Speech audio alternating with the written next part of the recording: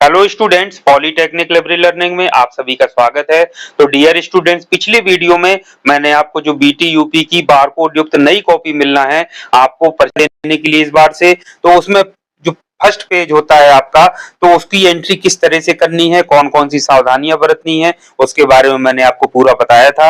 आज हम बात करेंगे कि इसमें जो नई कॉपी मिली है उसमें कुछ आपको स्पेशली निर्देश दिए गए हैं जिनका आपको पालन करना है। यदि आप उन निर्देशों का पालन नहीं करते हैं तो आपका यूएफएम यानी अनफेयर मींस का केस भी आपके ऊपर हो सकता है और हो सकता है आपका रिजल्ट भी रोक दिया जाए। जैसे पिछली बार स्टूडेंट्स मोबाइल लिखते थे, नंबर लिख देते थे तो उनका रिजल्ट रोक दिया जाता था या उनको 0 नंबर दे दिए जाते थे। तो इसी तरीके के बड़े ही महत्वपूर्ण निर्देश है जिनके बारे में हम आज की वीडियो में बात करने जा रहे हैं। तो आपकी कॉपी में ही वो निर्देश लिखे रहेंगे, लेकिन मैं ये चाहता हूं कि कॉपी मिलने से पहले, आप एग्जाम देने से पहले ही उन निर्देशों को अच्छे से समझ लें ताकि आपसे किसी भी प्रकार की कोई गलती ना हो और आप कॉन्फिडेंस के साथ जाएं परीक्षा देने और उसको बहुत अच्छे तरीके से आप एग्जाम दें और आप अच्छे नंबरों से पास हों, यही मेरी इच्छा है। तो परीक्षार्थियों के लिए निर्देश देखिए, एक एक करके हम पढ़ते हैं।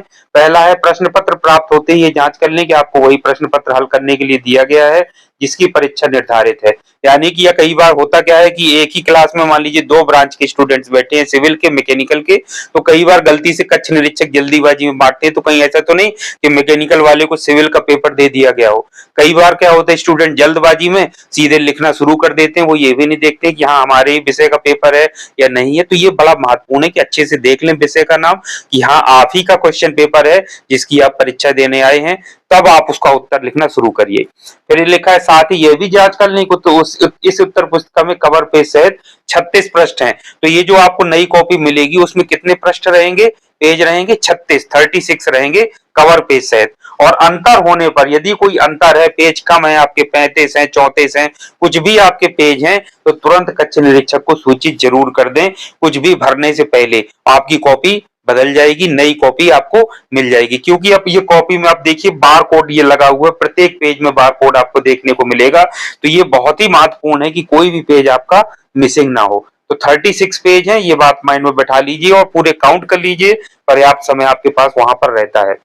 दूसरा है पॉइंट आपका, यदि किसी परीक्षार्थी के पास अथवा उसकी सीट के आसपास कोई अनाधिकृत सामग्री पाई जाती है तो परिषद के नियमों के अनुसार उसके विरुद्ध कड़ी कार्रवाई की जाएगी। तो जब आप परीक्षा देने के लिए जाएं, अपनी सीट पर बैठें तो आसपास जरूर देख लें कि कहीं कोई पर्ची वगैरह तो नहीं पड़ी है, कुछ लिखा तो नहीं है कि पता चले कोई पहले से लिख गया हो और नाम आपका लग जाए। तो उसको तुरंत कक्ष निरीक्षक को बता दीजिए, या आपके पास कोई गलती से अनाधिकृत सामग्री, कोई चिट वगैरह आ गई हो तो आप उसको खुद ही पहले से बता दीजिए या उसको दे दीजिए, तो वहां से आपका हट जाएगा। उसके बाद आपका है, उत्तर पुस्तिका के प्रत्येक पन्ने पर दोनों ओर लिखें तथा रफ कार्य हेतु उपयोग किए गए पन्नों पर रफ कार्य लिखकर काट दें। उत्तर पुस्तिका की दोनों तरफ जो पन्ने हैं, दोनों तरफ का आपको इस्तेमाल करना, लिखना ये नहीं कि एक पेज में लिखा फिर आपको दूसरा छोड़ के तीसरे में लिख दिया, ऐसा आपको नहीं करना है। यदि आप रफ कार्य कर रहे हैं तो रफ कार्य कर लीजिए, ऊपर रफ कार्य लिख करके उसको काट भी दीजिए ताकि पता चले कि हाँ ये इस पेज में रफ कार्य किया था आपने। चौथा है, एक प्रश्न के सभी खंडों के उत्तर एक क्रम में ही दें। यदि एक प्रश्न के खंडों के उत्तर अलग अलग प्रश्नों पर दिए गए हैं जिसके कारण उनका मूल्यांकन परीक्षक द्वारा नहीं किया जाता है तो उसका उत्तरदायित्व तो परीक्षार्थी का होगा। यानी एक पहला प्रश्न है, उसमें आपको 5 उसमें दिए गए हैं ABCD इस तरह से, तो वो उसी में आप उत्तर दीजिए, ना कि पहले का A का आपने दे दिया उत्तर, फिर 5 पेज बाद आप B का दे रहे हैं, फिर 10 पेज बाद आप D का या E का दे रहे हैं। तो ऐसा नहीं करना है, आप उतनी जगह छोड़ दीजिए, कोई दिक्कत नहीं, बाद में याद आए तो बाद में कर दीजिए, नहीं आया कोई बात नहीं, लेकिन अलग अलग पेजों में इस तरीके से मत करिए।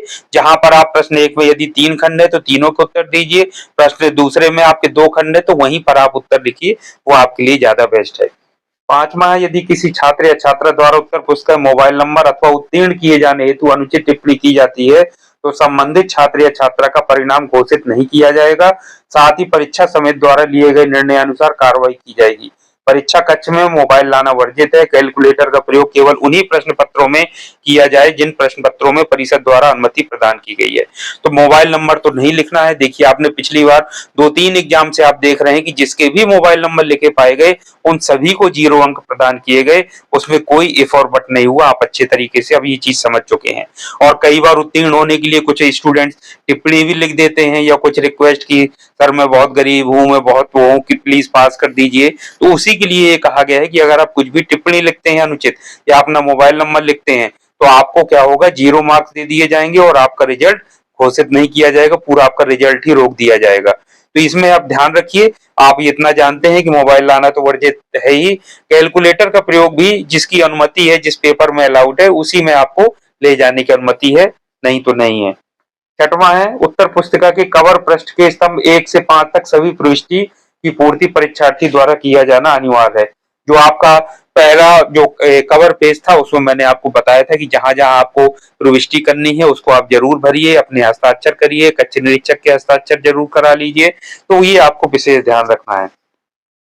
सातवां है, किसी भी छात्र छात्रा द्वारा उत्तर पुस्तिका में मोबाइल नंबर ना लिखा जाए। तो ये फिर से वही चीज लिख गई कि मोबाइल नंबर आपको नहीं लिखना है किसी भी हालत में, दोबारा इस चीज को रिपीट किया जा रहा है।